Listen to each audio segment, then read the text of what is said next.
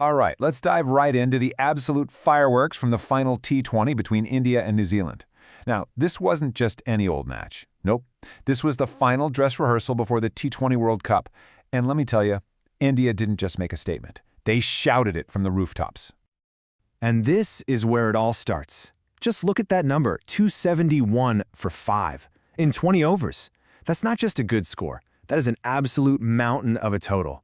India's batting was a brutal signal of intent, and it set the tone for one heck of a match. And just to put that into perspective for you, this wasn't just a big score for any match. It was historic. This is now India's highest ever T20 international total against New Zealand. Right from the get-go in Thiruvananthapuram, you just knew records were about to tumble. So here's how it all wrapped up. Despite a really gutsy chase from New Zealand, that massive total was just too much to climb. India took the win by 46 runs, and with it, the series 4-1. But the final score doesn't even tell half the story. So let's break down how this crazy match actually unfolded. Okay, first things first. We have to talk about the batting that made this all possible. This entire innings was built on pure, relentless, pedal-to-the-metal aggression, from the very first ball to the very last. And this demolition job really was a team effort, but these three were the main architects.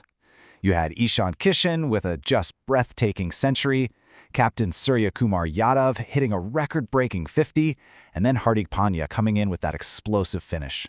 What a trio. But the man of the hour, without a doubt, was Ishan Kishan. He absolutely obliterated the bowling to score his first-ever T20 International 100. 103 runs off just 43 balls. And get this, his innings featured a mind-blowing 10 massive sixes. It was just a masterclass in power hitting. And while Kishan was stealing the show, his captain was busy making some history of his own. Suryakumar Yadav's lightning-fast 63 off 30 balls made him the fastest player ever, in terms of balls faced, to reach 3,000 T20I runs. Just another reason why he's considered a T20 legend. So, with a target of 272, the game's over, right? I mean, it has to be. Well, not so fast. New Zealand came out with guns blazing, absolutely determined to pull off the impossible. And for a little while there, it looked like they just might do it. A chase like this needed a hero, and New Zealand found one in Finn Allen. He seemed to decide that the only way to chase down a historic total was to launch a historic counterattack of his own, and boy did he put on a show. Allen's innings was just pure, unadulterated power. He raced to his half-century in only 22 balls. By the 10th over, he was already on 80 from just 38 deliveries, and New Zealand was right there with the run rate. They were making a real fight of this. And this quote just perfectly sums up the vibe at that moment. The crowd was absolutely electric. Yeah, India was still in the driver's seat, but Finn Allen's hitting had injected some serious drama back into this contest. You just couldn't look away. But you know how it goes. Just when New Zealand's hopes were peaking, the match took a sudden, dramatic nosedive. Let's look at the exact moment the game completely slipped through their fingers. This right here was the turning point, a classic case of scoreboard pressure doing its thing. At 117 for 1, New Zealand was looking good, they were right in it, and then, bam, a sudden collapse. They lost 4 wickets for just 20 runs, and just like that, the chase completely fell apart. So how did it happen so fast? Well, it was some seriously smart bowling. First, Akshar Patel got the massive wicket of Finn Allen. That was the big one that really derailed the chase. Then Arshdeep Singh came back into the attack and bang bang, 2 wickets in 1 over, completely shattering New Zealand's middle order. And speaking of Arshdeep, that brings us to this incredible little story within the story, the amazing comeback of Arshdeep Singh. It was a genuine story of redemption.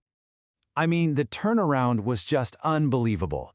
After getting hammered for 40 runs in his first 2 overs, Arshdeep staged an incredible comeback. He went on to sink his first ever T20 International 5-wicket haul, finishing with figures of 5 for 51. That is a stunning display of mental strength right there. So, you put the batting masterclass together with that incredible bowling comeback, and India sealed a truly memorable victory. But what does a dominant series win like this actually mean, with the T20 World Cup right around the corner? Before we get to that, let's just take a second to shout out the top performers. For India, you had Kishan's ton and Arshdeep's 5 for, both absolute game changers, plus SKI's crucial knock. And for New Zealand, even in a loss, Finn Allen's brave 80 was something special. So, What are the big takeaways for the World Cup? Well, this series gave us some answers, but it also raised a few questions. Abhishek Sharma looks to have locked down one opening spot, but who's going to partner him? We also saw just how vital the all-rounders like Dubey and Pandya are. And finally, India's spin attack proved it's a massive weapon. And all of this brings us to the big question. After a performance like this, after a dominant 4-1 series win, has India just sent a message to the rest of the world? Are they now officially the team to beat in the T20 World Cup? Well, that's what we're all waiting to find out.